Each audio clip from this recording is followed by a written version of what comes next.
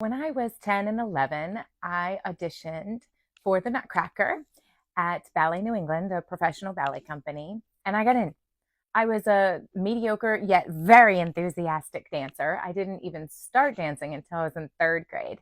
So I was a little bit behind where all the other kids were in skill level. However, I lived, breathed, bled dance.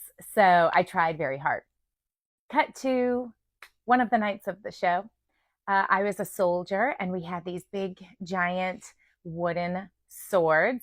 And we had this big fight scene with the adults who were dressed as mice. And we're fighting and we're doing everything we're supposed to be doing. And somehow in the fray, someone's wooden sword whacked me on the head hard. Like I saw little sparkly stars. So I finished the dance on stage because I was a consummate professional. And as soon as I hit the wings when we exited, I burst into tears. Well, I can be a little dramatic still now.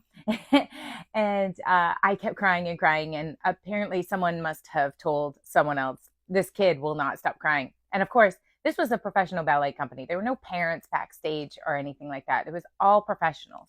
Someone alerted Nana, who was the head of our ballet company. And I was a little intimidated by her because she didn't smile a lot. She was not mean, but she was strict and firm. So she came up to me and I'm crying. I can still remember it now. She put her arm around me and she was just thin and kind of bony. And she said, I heard that you got hit. And I said, yes, I did. And she said, that must have hurt. And I said, yes, it did. And she went, She gave me a little squeeze and she said, okay, you've had your cry. Now it's time to get to work. And then she took her hand off and she patted me on the back. And guess what? I got to work. And that experience shaped my work ethic for the rest of my life. I still think of that moment when things are really crappy at a job or in life.